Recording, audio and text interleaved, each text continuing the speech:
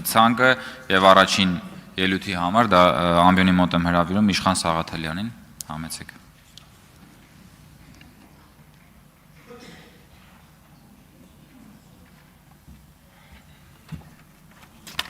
Շնորհակալություն։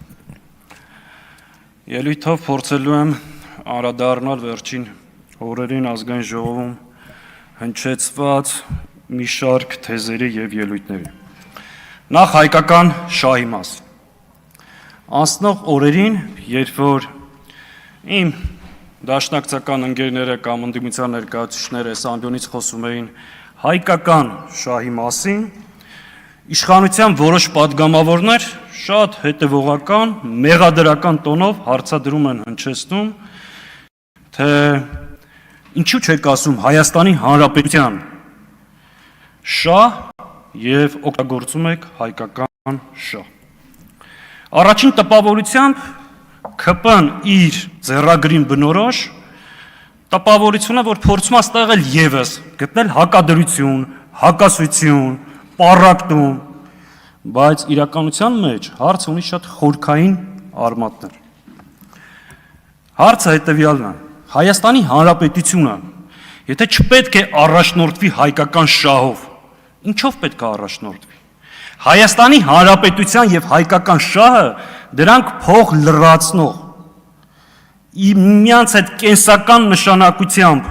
փող կապակցված եւ նույնական շահերն են։ Եվ լավ իմացեք, երբ որ Հայաստանի Հանրապետությունից հանում եք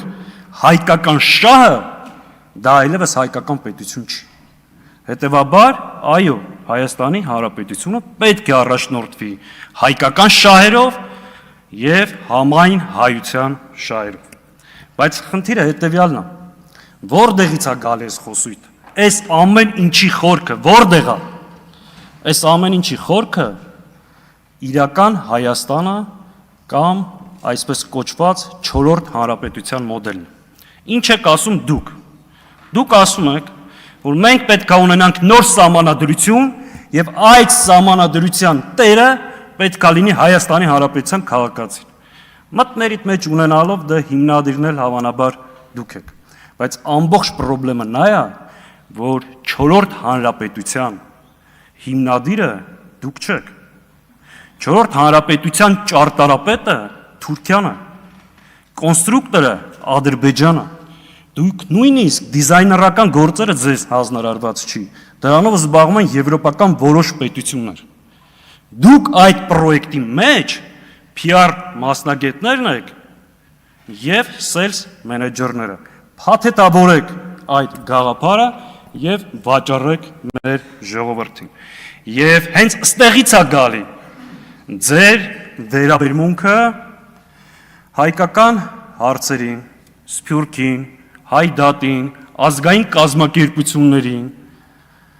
եւ հայկական շահով առաջնորդվող մարդկանց։ Սփյուռքի մասին ինչ եք դուք առաջարկում։ Դուք ասում եք, որ մենք տեր ենք բացառապես Հայաստանի Հանրապետության քաղաքացիություն ունեցող անձանց հետ։ Այս վերջին փոփոխություններով դուք նաև հրաժարվում եք Հայաստանի քաղաքացի, բայց ոչ Հայաստանում ապրող մարդկանցից։ Այդ ճանապարհով եք գնում։ Բայց ինչ ենք ասում մենք։ Մենք ասում ենք, որ Հայաստանը համայն հայ ժողովրդի հայրենիքն է եւ պետությունը։ Սփյուռքում ապրող ցանկացած հայ Հայաստանի նկատմամբ ունի եւ իրավունքներ եւ պարտականություններ։ Սփյուռքը Հայաստանի կենսունակության աղբյուրն է, իսկ Հայաստանը Սփյուռքին։ Եվ անկախ պետականության բացակայության պայմաններում, այո, Սփյուռքը հայկական շահերը կազմակերպել եւ առաջ է գնացել։ Սփյուռքը հայ ժողովրդի դժբախտության արդյունքում է ձևավորվել, բայց Սփյուռքը ռազմավարական ներուժ է Հայաստանի Հանրապետությունը զարգացնելու, բարգավաճելու եւ իր նպատակին հասցնելու համար։ Հետևաբար Սփյուռքի հետ խնդրեմ ունեն մեր հարևան երկրները։ Հայ դատի մասին։ Հետևողականորեն թիրախավորում եք, եւ դա նորմալ է, այլ բան չենք էլ սպասում։ Ինչ է արել հայ դատը այս տարիների ընթացքում։ Անկախ պետականության բացակայության պայմաններում առաջ է մղել հայկական շահը ամբողջ աշխարհում։ Մենք երբեք չենք ասում, որ Սփյուռքը դա դաշնակցությունն է, եւ ով Սփյուռքը հայ է դաշնակցական է, բայց ասում ենք ուզեք թե չուզեք, հայկական իրականության մեջ դաշնակցությունը միակ քաղաքական կազմակերպությունն է, որ ամբողջ աշխարհում ունի ազդեցություն եւ անկախ պետականության բացակայության պայմաններում պահպանել է հայ ժողովրդի ինքնությունը, կառուցելով դպրոցներ, մշակութային օջախներ եւ նորից եմ կրկնում, պաշտպանելով մեր դատը եւ այն առաջ տանելով։ Իսկ Հայաստանի Հանրապետության գոյության պայմաններում հայ դատը զբաղվել է Հայաստանի եւ Արցախի Հանրապետության հզորացման աշխատանքներով։ Երբ որ հայ դատը Ամերիկայի Սենատում կանխարգելում է 907 բանաձևը Ամերիկային ռազմական օգնության հասցնելու, երբ որ Կանադայում արգելում է բայրակթարներին մատակարարվող արտադրության դետալներ, դա շատ ծանր է տանում Թուրքիան եւ Ադրբեջանը։ Դուք ինչ եք ծանր տանում հայ դատի գործունեության արդյունքը։ Պարզա թե ինչ։ Այդ եմ ասում։ Երբ մենք խոսում ենք հայկական շահերի պաշտպանությունից, դուք ասում եք, սա կույր ատելություն է, հակաթուրքականություն է։ Մենք կույր ատելություն չունենք Թուրքիայի նկատմամբ։ Մենք կուրացած չենք ատելությունից, բայց դուք կուրացած եք Թուրքիայի նկատմամբ վախից։ Եվ ձեր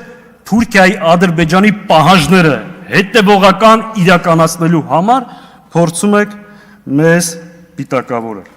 Երբ որ մենք ասում ենք Թուրքիայի եւ Ադրբեջանի պահանջները պետք չի հետևողականորեն իրականացնել,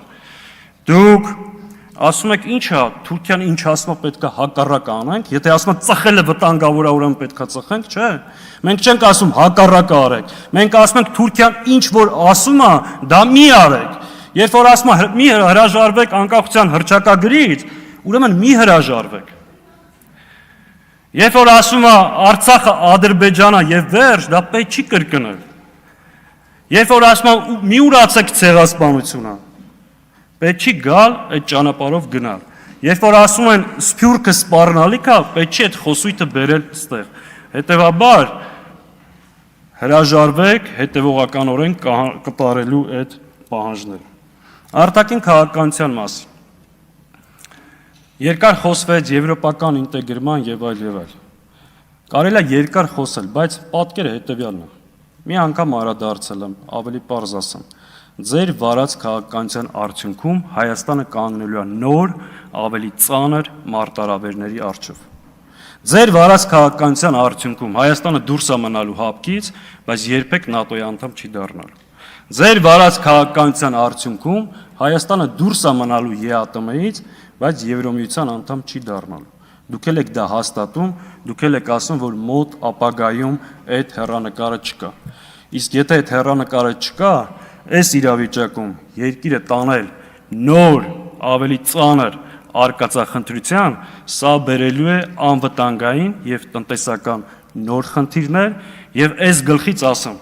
չգաք այս ամբյոնին կանգնեք, ասեք նախկիններն են մեղավոր։ Չգաք ասեք ռուսներն են մեղավոր, մեկը կելնի արցախահայերը, մեղավոր ենք, պատասխանատու չենք, պատասխանատու ենք, մեղավոր չենք։ Այս ամեն ինչի պատասխանատվությունը ձեր վրա է եւ գիտակցված երկիրը կանգնացնում եք նոր, ավելի ծանր մարտահրավերների առջև։ Եվ պարոն Եղոյանը ստեղ չի։ Ես ընդհանրապես ուզում եմ ասեմ, որ այս ընթացքում բացահայտել եմ, որ ինքը դալիճում գտնվող ամենաազնիվ